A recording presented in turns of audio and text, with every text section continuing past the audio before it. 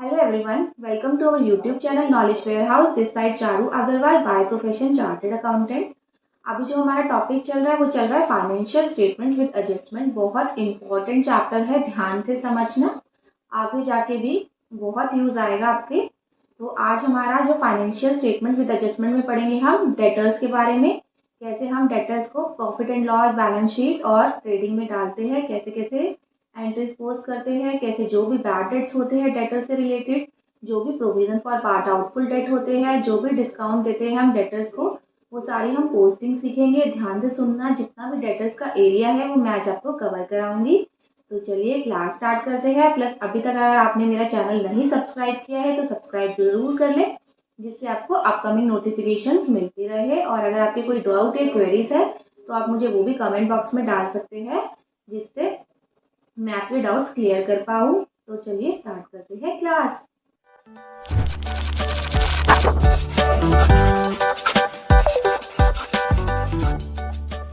Previous class में हमने समझ लिया कि एडजस्टमेंट एंट्रीज कैसे कैसे पास होती है, किस किस टॉपिक से रिलेटेड हमारी।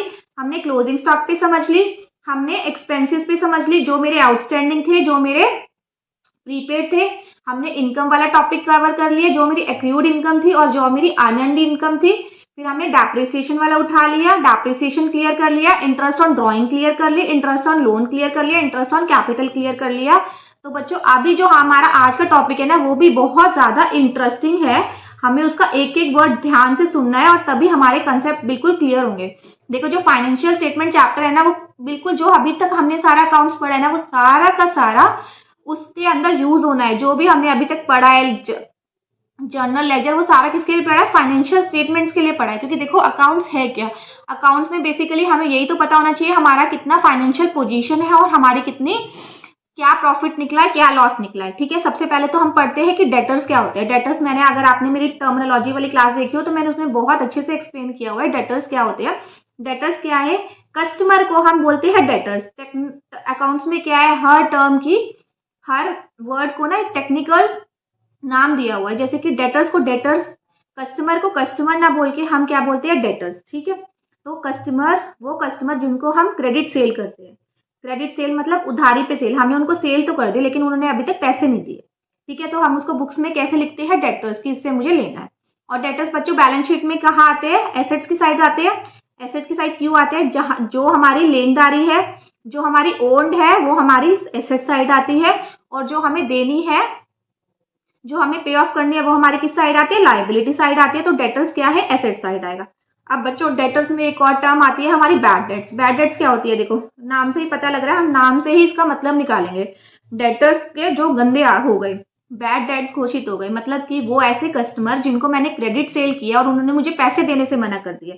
जिन्होंने क्या किया? मुझे पैसे देने से मना कर दिया, उनको मैं बोलती हूँ बैड डेट्स। अब बच्चों बैड डेट्स हमने पढ़ा है। बैड डेट्स क्या है बच्चों? मेरा खर्चा है, हमारा पीएनएल में है ना। तो हमारा लॉस है कि हमने किसी को सेल कर दिया, उसने मुझे पैसे देने से मना कर दिया। जैसे आपका बिजनेस है, आपने किसी को 1000 रुपए की सेल किया और उसने आपको पैसे देने से मना कर दिया कि मैं पैसे नहीं दे रहा, तो अब आपका क्या हो गया? ये लॉस ही तो हो गया। और जो लॉस होते हैं वो हमारे किस साइड आते हैं? डेबिट साइड आते हैं और पीएनएल में एंट्री होती है उसकी। तो ठीक है, ये हमें क्लियर हो गया कि पीएनएल के डेबिट साइड आएगा हमारा बैड डेट्स। ठीक है, अब देखो, अब हम क्या करते हैं? अब जो हमारी, हमने अभी तक क्या सीखा था कि जो ट्रायल बैलेंस में चीजें होती है वो ऑलरेडी दो इफेक्ट्स के साथ पास होकर आती है। क्योंकि जनरल में जब हम पोस्टिंग करते हैं तो उसका डेबिट और क्रेडिट साइड जो भी इफेक्ट जाना होता है हम ले लेते हैं, लेकिन जो हमारा एडजस्टमेंट पोर्शन में जो भी लिखी हुई आती है वो अभी तक हमारी कहीं नहीं डली होती। तो हमें क्या करना पड़ता है? उसका दो साइड इफेक्ट लेना पड़ता है। ठीक है, तो अब हम अपने केसेस शुरू करते हैं कि मेरे डेटर्स में कौन कौन से केसेस आते हैं। देखो, सबसे पहले हम पढ़ते हैं अपना बहुत सिंपल सा केस। एक एक चीज ध्यान से समझनी है हमें। अगर आपको कुछ भी क्वेरी रेज हो रही है इस क्लास में या फिर प्रीवियस क्लासेस में, तो मुझे आप कमेंट बॉक्स में डाल देना। मैं डेफिनेटली आपकी क्वेरी रिजॉल्व करूंगी और अपने दिमाग में वो डाउट लेकर आगे मत चलना, क्योंकि अभी जो स्टेज है ना आपकी, बिल्कुल मैं हर डाउट क्लियर कराना चाहती हूँ, जिससे आपको आगे प्रोफेशनली करियर में या फिर आप कुछ भी करो तो आपको दिक्कत ना लगे अकाउंट्स मेंटेन करने में। ठीक है, तो हमारा जो फर्स्ट केस है, हम देखो ट्रायल बैलेंस बनाते हैं सिंपल सा अपना। ये मेरा डेबिट है। देखो, ट्रायल बैलेंस की क्लास देखी हो तो ऐसे ही बनता था ना हमारा ट्रायल बैलेंस। ये मेरे पर्टिकुलर्स है। ठीक है, तो यहाँ पर बच्चों मुझे दे रखी है डेटर्स। डेटर्स का बच्चों क्या होता है? डेबिट बैलेंस होता है। ये मेरे हो गए 5,000 रुपये के, ठीक है। और ये मेरा है बैड डेट्स, बैड डेट्स बच्चों मेरे कितना हो गया 500 रुपये का। अब देखो हम इसको कैसे पोस्टिंग करेंगे। ये मैंने बना लिया अपना P&L अकाउंट और ये मैंने बना लिया अपना बैलेंस शीट अकाउंट। इस केस में बेटा कोई भी एडजस्टमेंट एंट्री नहीं है, एडजस्टमेंट नो है। तो आप देखो इसकी पोस्टिंग कैसे करेंगे। हम जो डेटर्स है मैंने आपको बताया था ये क्या है, बैलेंस शीट आइटम है। तो हम क्या करेंगे, एसेट के अंदर डेटर्स लिख के इसको डाल देंगे 5,000 से। और उसके बाद क्या है, बैड डेट्स जो है, बैड डेट्स मेरे 500 रुपीज की है, वो हमने P&L में डाल दी। क्लियर, बहुत सिंपल सा था। ट्रायल बैलेंस में चीजें दी हुई है तो मेरा उसका एक ही जगह इफेक्ट जाएगा, तो मैंने डाल दिया P&L और बैलेंस शीट में। अब देखो हम अपना केस 2 करते हैं। केस 2 मेरे को ट्रायल बैलेंस दे रखा है, ये मेरा बच्चों डेबिट है, ये मेरा क्रेडिट है। पर्टिकुलर्स, हर चीज अगर हम लॉजिक के हिसाब से चले ना तो बस हमें दिक्कत ही नहीं होगी, एग्जाम्स में हमारा फट से हो जाएगा। और एग्जाम्स के हमें लाइफ टाइम तक वो चीजें याद रहेंगी, ठीक है। 5,000 सपोज यही है और 5,000, उसके बाद वो एडजस्टमेंट में हमें क्या बोल रहा है, हमें वो एडजस्टमेंट में बोल रहा है कि फर्दर बैड डेट्स हो गए 1,000 रुपीज के। वो क्या बोल रहा है, फर्दर बैड डेट्स हो गए 1,000 रुपीज के। अब देखो हमें बेटा इसमें केस में क्या करना है। इस केस में हमने वही P&L बनाया और बैलेंस शीट बनाई, बिल्कुल सिंपल, आराम से चलेंगे हम। सबसे पहले मेरा डेटर्स है, डेटर्स का क्या है बेटा, बैलेंस शीट में आएगा एसेट साइड, तो मैंने क्या कर रहा डेटर्स में डाल के और 5,000 रुपीज डाल दी। उसके बाद मेरा बैड डेट्स वही मेरा क्या है, लॉस है, तो मैं क्या करूंगी, P&L में डाल दूंगी बैड डेट्स के नाम से 500 रुपीज। अब आते हैं मेरी एडजस्टमेंट एंट्री। ट्रायल बैलेंस तो सीधा साधा एक जगह चला गया। अब हमें दिमाग लगाना है adjustment entry bad debts 1,000 rupees, ठीक है, ये दिमाग लगाना है। अब देखो जब हमने जनरल एंट्रीज में, अगर मैं जनरल एंट्री से थोड़ा सा कोरिलेट करूंगी, कंफ्यूज नहीं होना आप। अगर हम जब जनरल एंट्रीज में हमने बैड डेट्स की एंट्री सीखी थी तो हमने क्या करते थे बच्चों, हम क्या करते थे बैड डेट्स की entry, bad debts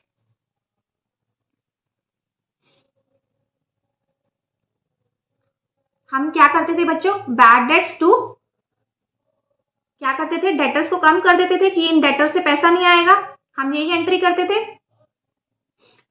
bad debts को P&L में डाल के ये मेरा बैड डेट्स है और डेटर्स को हम कम कर देते थे। बस हमें यही तो करना है इस केस में भी। हमें क्या करना है, जो बैड डेट्स हमारे 1,000 बोल रखे हैं, देखो एक तो हमारा कहा जाएगा P&L में जाएगा, P&L में जाएगा क्योंकि P&L क्या है, P&L में मेरी सारी क्या चीजें आती है, जो भी मेरा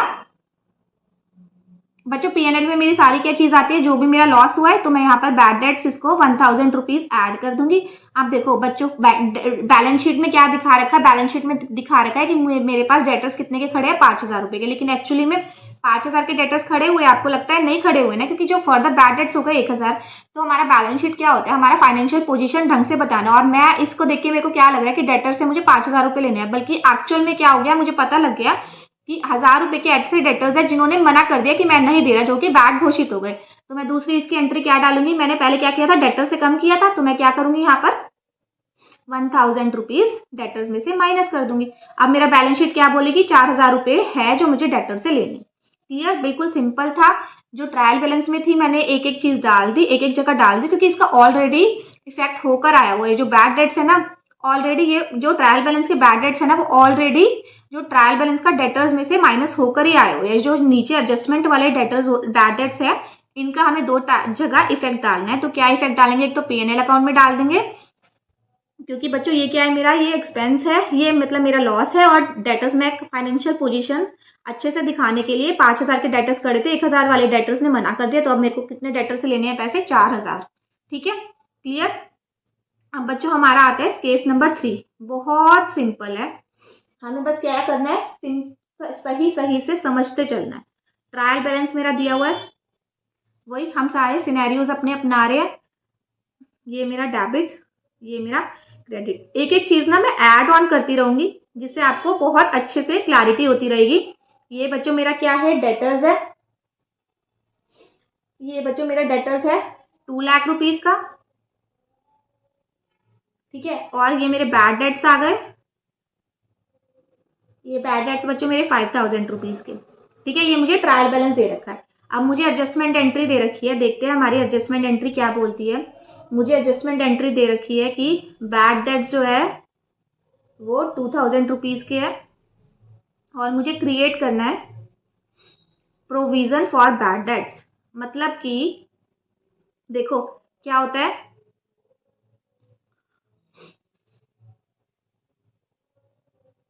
देखो बच्चों क्या होता है कि ना हमें ना पहले से ही पता लग जाता है, हमें पहले से ही थोड़ा बहुत अंदाजा हो जाता है कि ये जो डेटर्स है ना, मतलब इतने मेरे पास डेटर्स बुक्स में 2 लाख खड़े हुए हैं कि तो इनमें से ना इतने वाले डेटर्स तो मुझे पता है एंड टाइम पे मुकर जाएंगे। तो मैं क्या करती हूँ कि मुझे ऑन द स्पॉट इतनी दिक्कत ना आए कि हाय राम ये क्या हो गया, तो मैं क्या करती हूँ कि पहले से ही थोड़ा सा प्रोविजन क्रिएट करके चल देती हूँ कि जैसे मैं अपना पहले ही माइंड मेकअप करके चल लेती हूँ कि इतने वाले प्रोविजन जो है वो, इतने वाले जो डेटर्स है वो मुझे दगा दे सकते हैं, वो नहीं मिल सकते। तो मैं क्या करती हूँ बुक्स में पहले से थोड़ा सा प्रोविजन मेंटेन करके चल लेती हूँ कि ऑन द स्पॉट अगर वो मना करेंगे तो मेरे पास इनका मैंने ऑलरेडी प्रोविजन बना रखा है कि मेरा माइंड मेकअप हुआ हुआ है और मैंने अपनी बुक्स में ऑलरेडी दिखा रखा है।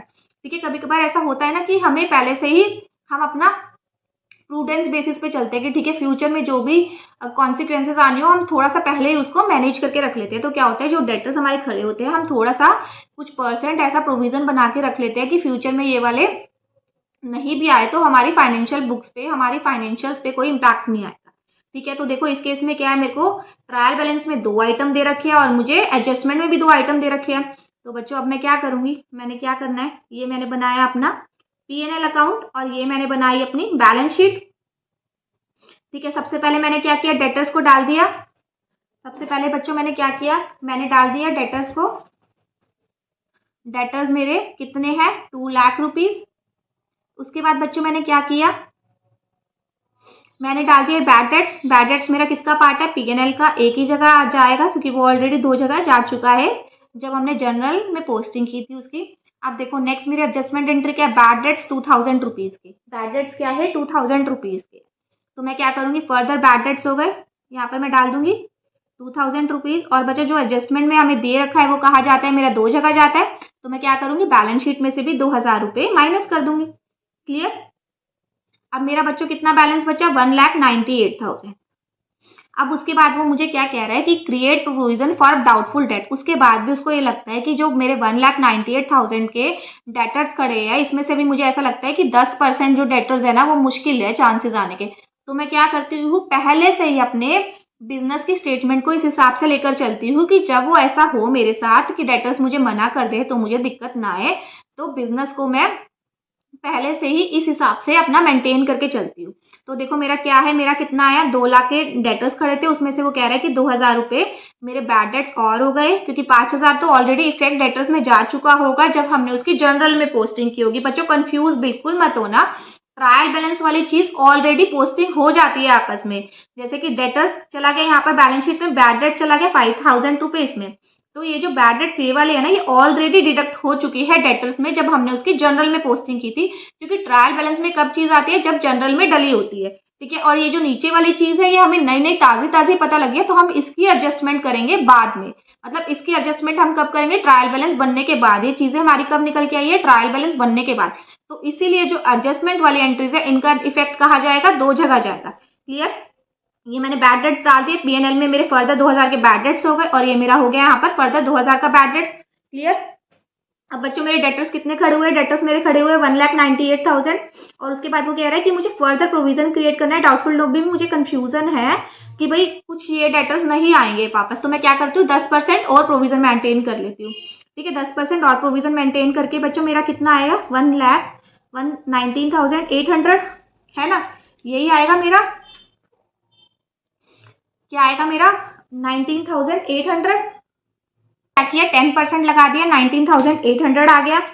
तो अगर मैं 1,98,000 में 19,800 को डिडक्ट करती हूँ तो बच्चों मेरा कितना आता है, 1,78,200। और यहाँ पर मैं क्या करूंगी, ऐड कर दूंगी अपने 19,800 वाले डेटर्स। तो अब मेरे टोटल बैड डेट्स आएंगे इन तीनों का टोटल। क्लियर। इन तीनों का टोटल करते हैं तो बच्चों मेरा कितना आता है, 26,800।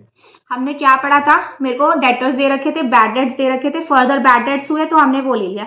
उसके बाद इस केस में मुझे एक और नई चीज दी गई कि मुझे प्रोविजन मेंटेन करना था 10%। तो मैंने क्या कर दिया, जितना मेरा डेटर्स था मैंने उस पर 10% प्रोविजन और मेंटेन कर दिया। और बेटा जो प्रोविजन है वो हमेशा मेरा खर्चा ही होता है कि मैंने कुछ प्रोविजन डाल दिया तो क्या करेंगे, इसको भी मेरा पीएनएल के डेबिट साइड में चला जाएगा।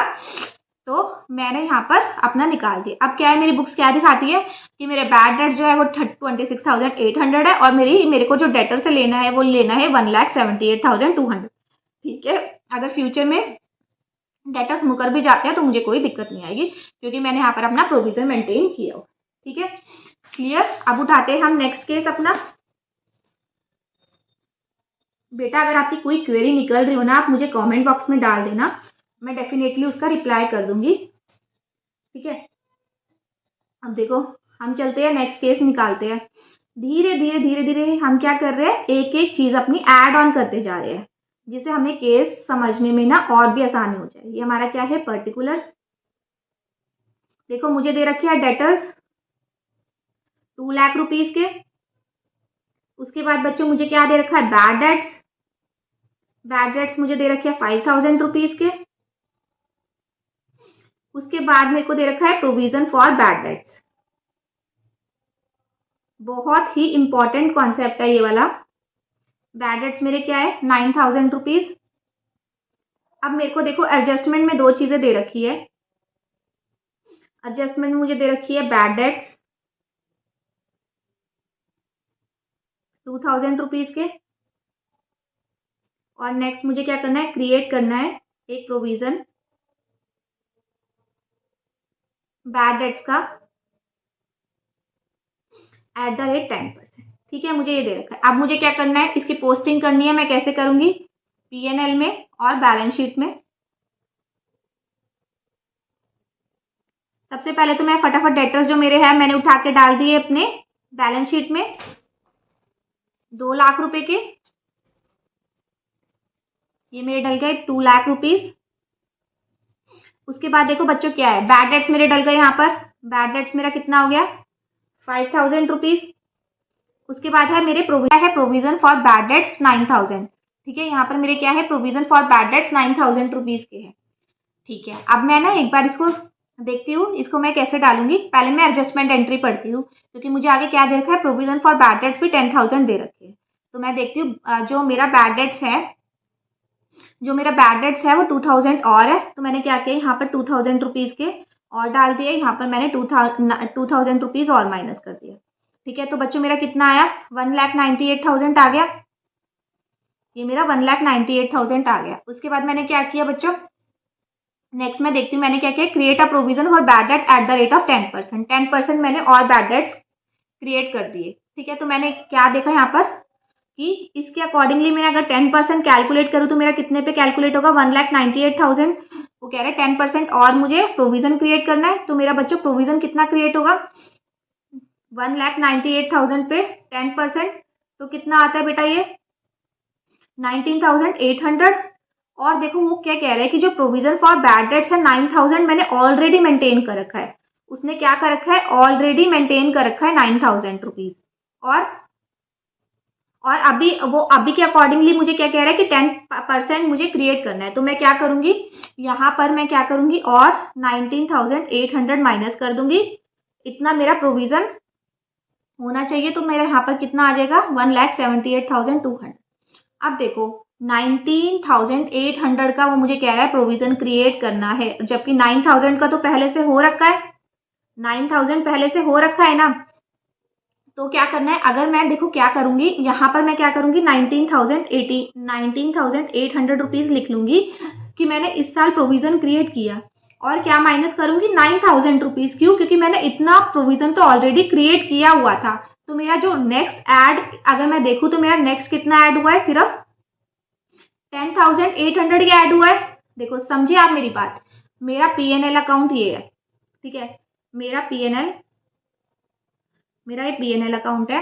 इसमें देखो मेरा जो बैड डेट्स है,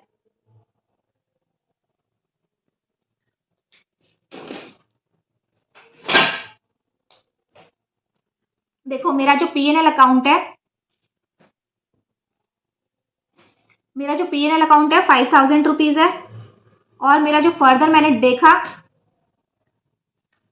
पहले मेरा बैड डेट्स 5,000 रुपीज का वो मैंने डाल दिया, फर्दर मेरा बैड डेट्स हुआ 2,000 रुपीज का। उसके बाद मुझे वो कह रहा है कि 10% और बैड डेट्स की प्रोविजन डालना है। तो बच्चों मैं 10% लगाती हूँ, तो 10% किस पे लगेगा, जितना मेरा डेटर्स खड़ा हुआ है। डेटर्स मेरे कितने खड़े हुए थे, 1,98,000, तो मैंने उस पर 10% कैलकुलेट किया तो मेरा 19,800 हो गया। तो बच्चों मेरे डेटर्स कितने के खड़े हैं फिर, 1,78,200 के। अब देखो मुझे क्या करना है कि ये जो हमने, वो मुझे कह रहा है अभी मुझे करंटली मुझे, मेरे को बॉक्स में देखो, मैंने आपको बताया था डेप्रिसिएशन चैप्टर में कि जो प्रोविजन क्या होता है, जैसे प्रोविजन फॉर डेप्रिसिएशन, किसी भी प्रोविजन बनाते हैं तो हम क्या करते हैं, एक बॉक्स ले लेते हैं, उस बॉक्स में हमें पैसे इकट्ठे करते रहते हैं, ठीक है। तो क्या है, हमें क्या करना है, उस बॉक्स में मुझे कितने पैसे डालने चाहिए, 19,800, जबकि उस बॉक्स में ऑलरेडी 9,000 तो डले ही हुए हैं। उस बॉक्स में क्या है, 9,000 ऑलरेडी डले हुए, तो मुझे फर्दर कितने डालने पड़ेंगे, मुझे फर्दर सिर्फ 10,800 ही डालने पड़ेंगे, ठीक है। तो मैंने यहाँ पर मतलब मुझे खर्चा कितने का बुक करना पड़ेगा, 10,800 का ही करना पड़ेगा। समझे आप मेरी बात, कि मुझे उस बॉक्स में, उस गुल्लक में कितने 19,800 रुपीज इकट्ठे करने हैं, जिसमें से वो कह रहा है कि 9,000 तो मैं पहले से इकट्ठे करे हुए हैं, जो रिमेनिंग फिगर है वो मुझे इकट्ठे करनी है। तो मैं क्या करूंगी, मैं सिर्फ रिमेनिंग फिगर ही डालूंगी। तो मैं उसका इफेक्ट दिखाने के लिए क्या करूंगी, मैंने इस साल 19,800 वाला प्रोविजन क्रिएट किया और मैंने माइनस कर दिया जो मेरा प्रीवियस ईयर का प्रोविजन था, पहले से मेरा प्रोविजन है। तो अगर आप इसका नेट इफेक्ट देखो तो कितना आएगा आपका, 10,800, कि मेरा जो इस बार का खर्चा हुआ है वो मेरा सिर्फ 10,800 ही हुआ है, क्योंकि पहले से प्रोविजन पड़ा हुआ था और मुझे 10% करना था। तो मैं क्या करूंगी, जो उसका रिमेनिंग वाला है ना वो मैं एड ऑन कर दूंगी। क्लियर, बिल्कुल सिंपल सा था, प्रोविजन दे रखा था और कह रहा था कि इतना प्रोविजन होना चाहिए बुक्स में, तो ठीक है 10% हमने प्रोविजन कर दिया। 10% मेरा कितना है, 19,800, और ऑलरेडी 9,000 था तो मैंने रिमेनिंग फिगर कर दी मैं। क्लियर, चले आगे। और अगर आपको ये कंफ्यूजन हो कि मैंने ये जो प्रोविजन है ये कहीं लिया नहीं है, तो बेटा अभी जो हमने माइनस किया वो ऐसे कर दिया ना माइनस, देखो डेटर्स का इफेक्ट भी चला गया 2 लाख रुपीज, बैड डेट्स का इफेक्ट भी चला गया 5,000 रुपीज, है ना। और जो प्रोविजन फॉर बैड डेट्स है इसका इफेक्ट भी मैंने पीएनएल से माइनस कर दिया, क्योंकि मेरे 9,000 तो ऑलरेडी थे ही, तो मैंने इसलिए जो 19,800 का प्रोविजन क्रिएट किया उसमें से 9,000 माइनस कर दिया। तो जो ट्रायल बैलेंस में एक जगह इफेक्ट जाता है वो प्रोविजन फॉर बैड डेट्स का मेरा क्या आएगा, पीएनएल में मैंने उसको माइनस कर दिया, ठीक है। पीएनएल में मैंने जो भी मेरा बैड डेट्स थे टोटल उसमें से मैंने माइनस कर दिया। क्लियर, बहुत ही सिंपल था। चले फिर आगे वाले पार्ट पे। आगे देखो हमारा केस है, ये मेरा ट्रायल बैलेंस है,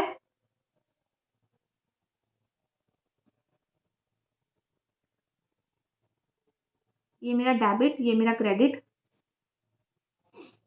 पर्टिकुलर्स। अब देखो एक बहुत ज्यादा इंटरेस्टिंग और चीज उठाते हैं हम, ये मेरी कितनी की आई, 2 लाख की, और मेरा ये बैड डेट्स है 5,000 रुपीज का, प्रोविजन फॉर बैड डेट्स 9,000 के दे रखे हैं मुझे। अब मुझे एडजस्टमेंट में चीजें करनी है कि एक तो बैड डेट्स डालना है 2,000 रुपीज का, और मुझे प्रोविजन क्रिएट करना है 10% फॉर डाउटफुल डेट, और मुझे इसमें एक और चीज दे रखी है, मुझे प्रोविजन क्रिएट करना है जो मैं डिस्काउंट दूंगी डेटर्स को, कि मेरे पास डेटर्स हाथ जोड़ के खड़े हो गए जी, मैं क्षमता नहीं है मेरे पास पैसे देने की, तो मैंने कह दिया कि ठीक है मैं आपको डिस्काउंट दे दूंगी। तो डिस्काउंट का भी हमने क्या किया, प्रोविजन क्रिएट कर लिया। डिस्काउंट का भी बच्चों हमने क्या किया, प्रोविजन क्रिएट कर लिया, ठीक है। तो हम देखो अब मुझे ये एंट्रीज डालनी है, इस केस में मेरी 3 एडजस्टमेंट हो गई है। देखो कभी कभार क्या होता है, कोई यहाँ पर माइनस करने की बजाय क्या करता है, लाइबिलिटी साइड प्रोविजन क्रिएट कर देता है। क्या करता है, यहाँ पर माइनस करने की बजाय यहाँ पर liability side provision for doubtful debt में दिखा देता है। तो वो हमारा सिर्फ एक प्रेजेंटेशन का पार्ट है कि हम कैसे भी दिखा सकते हैं। तो हम क्या करते हैं, अब देखो हम अपना बनाएंगे पीएनएल अकाउंट और हम अपनी बनाएंगे बैलेंस शीट। सबसे पहले तो डेटर्स क्या है मेरे, 2 लाख, हमने पोस्टिंग कर दी है अपने डेटर्स की 2 लाख की। उसके बाद बच्चों मेरा बैड डेट्स है 5000 रुपीज, वो मैंने डाल दिया। अब मैं क्या करूँ, प्रोविजन फॉर डाउटफुल डेट को एक बार होल्ड कर देती हूँ। मैं देखती हूँ आगे कि मेरा जो आगे वाला जो डेटर्स है जो मैंने प्रोविजन किया है उसमें उसका मेरा कितना अमाउंट आएगा, उसके हिसाब से मैं इसको एडजस्ट कर दूंगी। तो उसके बाद मेरा क्या आता है बेटा, बैड डेट्स मेरे फर्दर कितने आ रहे हैं, 2000 रुपीज एडजस्टमेंट में दे रखी है। तो मैं क्या करूंगी, यहाँ पर एडजस्टमेंट में दो साइड इफेक्ट आएंगे मेरे, यहाँ पर 2000 आ जाएंगे। ठीक है, उसके बाद मेरे को क्या कह रहा है, वो प्रोविजन क्रिएट करना है 10%। तो मैंने क्या किया, 1,98,000 डाल दिया। और अब मुझे क्या करना है, 10% और करना है। तो मेरा कितना होगा बच्चों, 19,800 में से मेरा कितना बचेगा, 1,78,200 रुपीज। और मैं ऐसे ही करूंगी, प्लस 19,800 कर दूंगी। कैसे आया, इस साल का मेरा इतना प्रोविजन था और प्रीवियस ईयर का जो मैंने ट्रायल बैलेंस का अभी होल्ड पे डाल रखा था उसका इफेक्ट बच्चों मैं क्या लेके जा रही हूँ, पीएनएल में लेके जा रही हूँ 9,000 रुपीज माइनस।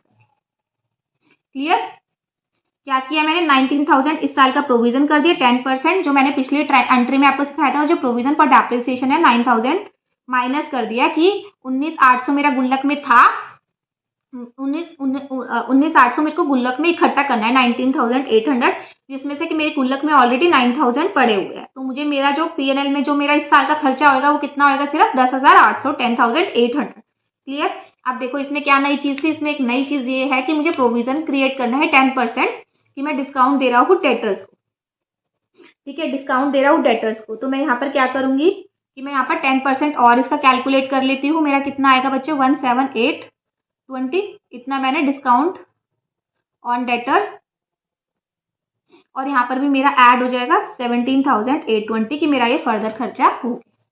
ठीक है, ये बन गई हमारी ट्रांजेक्शन। क्लियर, मैंने क्या किया, 10% निकाल दिया अपना डेटर्स पे, मेरा कितना बना 19,800। मेरे गुल्लक में प्रोविजन कितना क्रिएट होना चाहिए था, 19,800 रुपये, 9,000 रुपये मेरा 19,800, 9,000 मेरा ऑलरेडी था। तो मैंने क्या किया, 19,000 को एक बार तो खर्चा बुक कर दिया, फिर मैंने देखा कि 9,000 रुपये तो 9,000 रुपीज तो मेरा ऑलरेडी मैं पिछले साल में ले चुकी खर्चा, तो मैंने क्या कर दिया, माइनस कर दिया। तो मेरा इस साल में जो खर्चा होगा वो सिर्फ कितना होगा, 10,800। फिर उसके बाद नेक्स्ट वो बोल रहा है कि मुझे 10% और मैंने डिस्काउंट दिया है, तो अगर मैं 10% डिस्काउंट लगाऊं कि मैं डेटर्स को दे सकता हूँ। क्या है, डेटर्स कभी कभार हमारे पास आ जाते हैं कि हमें थोड़ा सा डिस्काउंट दे दो, तो उसका भी हम प्रोविजन मेंटेन करके चल लेते हैं। तो मैंने क्या किया, यहाँ पर भी डिस्काउंट का प्रोविजन मेंटेन करके अपना 17,820 निकल। अब हम करते हैं बच्चा अपना नेक्स्ट केस, है ना, इंटरेस्टिंग है ना ये, और बच्चों बिल्कुल डिफिकल्ट नहीं है। हमें क्या है, हमें बस अच्छे से इसकी अंडरस्टैंडिंग होनी चाहिए। अगर अंडरस्टैंडिंग हो गई तो कोई दिक्कत नहीं है हमें। अब देखो नेक्स्ट केस हमारा क्या आता है कि हमारा ट्रायल बैलेंस है, हमारा ये डेबिट, ये क्रेडिट, ये पर्टिकुलर्स। मैंने कोशिश की है कि जितने भी सारे केसेस हो सकते हैं ना, मैं आपको सारे ही कवर करा दूं। ये मेरा कितना है बच्चों, डेटर्स मेरा है 25,000 रुपीज, और मुझे प्रोविजन फॉर बैड डेट्स दे रखा है 8,000 रुपीज।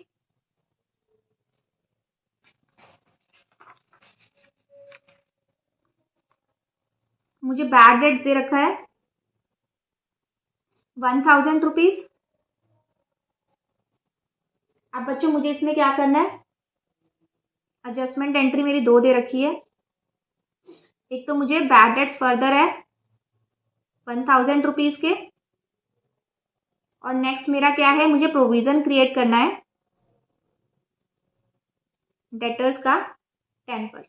अब देखो ध्यान से सुनना, ये सेम केस है, केस नंबर 4 वाला। अब हम उसी को ही फिर से रिवाइज कर रहे हैं। देखो इसमें मैं क्या नई चीज बताने वाली हूँ, वो चीज आपको जल्दी से ग्रास्प करना। क्या चीज है ये पीएनएल अकाउंट है मेरा, ये है मेरी बैलेंस शीट बच्चों। ठीक है, अब फटाफट डालते रहते। डेटर्स मेरा कितना है 25,000 रुपीज। देन मेरा डेटर्स बच्चों मेरा कितना है 25,000 रुपीज। बिल्कुल सेम केस है।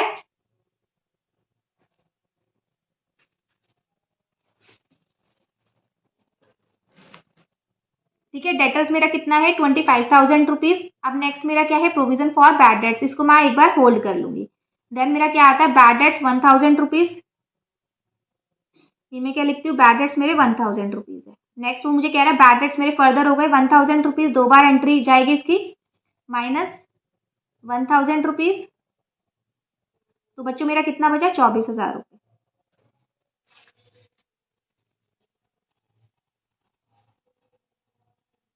अब वो नेक्स्ट मुझे क्या कह रहा है कि मुझे प्रोविजन फॉर डेट करना है 10%। 10% बच्चों कितना हुआ, 24,000 का 2400 करना है मुझे, ठीक है।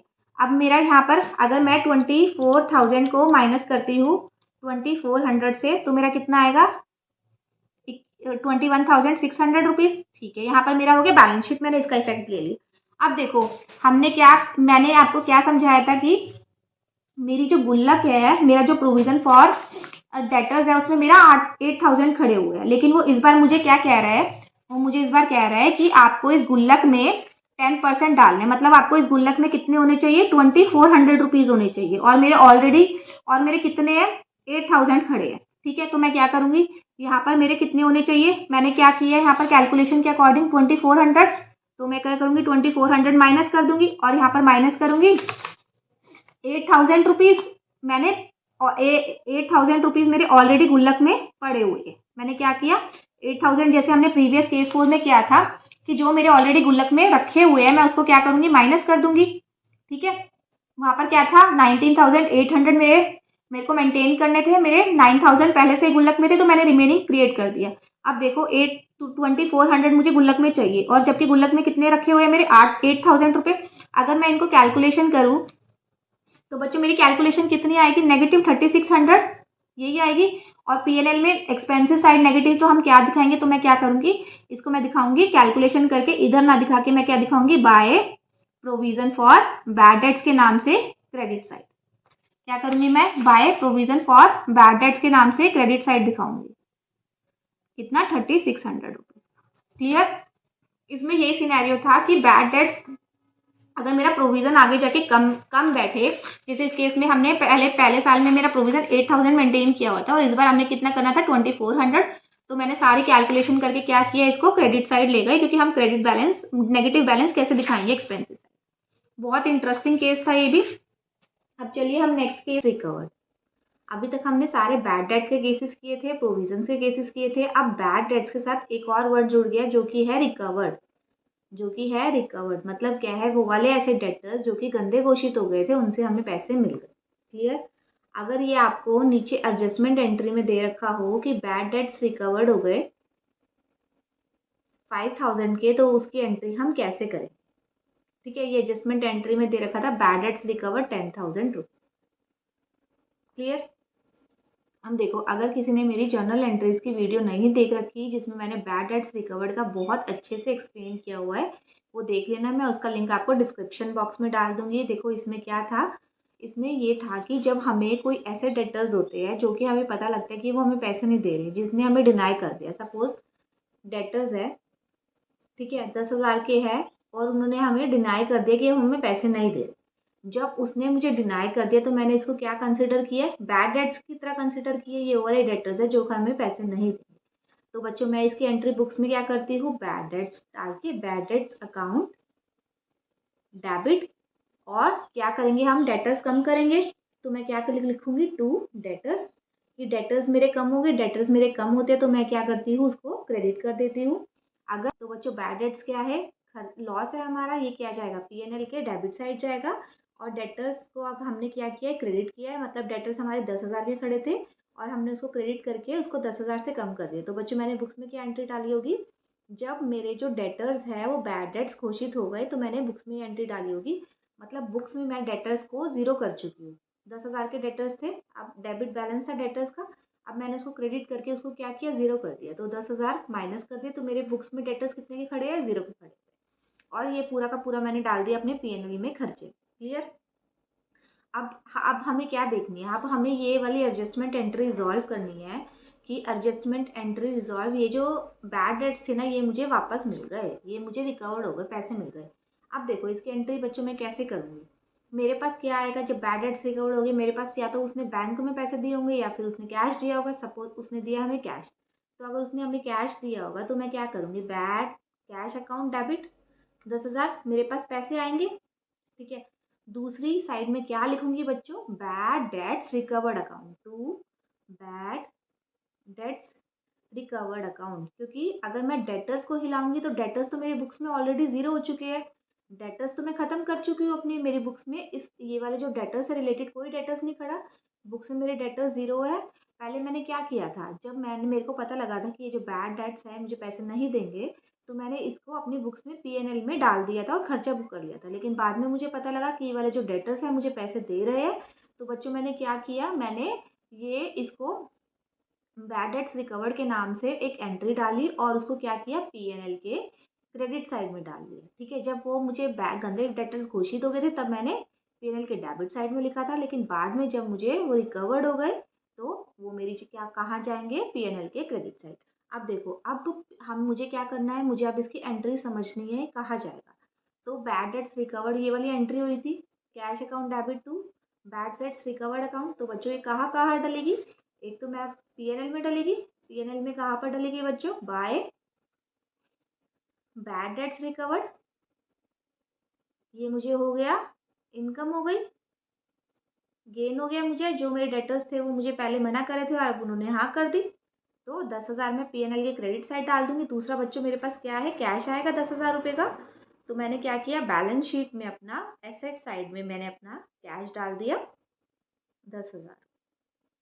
क्लियर, समझ गए, बिल्कुल सिंपल सी एंट्री है। आज हमने काफ़ी सारी एडजस्टमेंट पढ़ ली है। चलिए यहीं पर ही क्लास खत्म करते हैं, मिलते हैं नेक्स्ट क्लास में। अगर आपको मेरी वीडियोस अच्छी लग रही है तो मेरे चैनल को लाइक सब्सक्राइब और शेयर ज़रूर करें, और ऐसे ही बने रहे। और कोई डाउट है, क्वेरीज है जो आपको रिजॉल्व नहीं हो रही है, वो भी आप मुझे कमेंट बॉक्स में डाल सकते हैं या फिर मेल कर सकते हैं, मैं डेफिनेटली आपकी क्वेरी रिजॉल्व करूँगी। Thank you.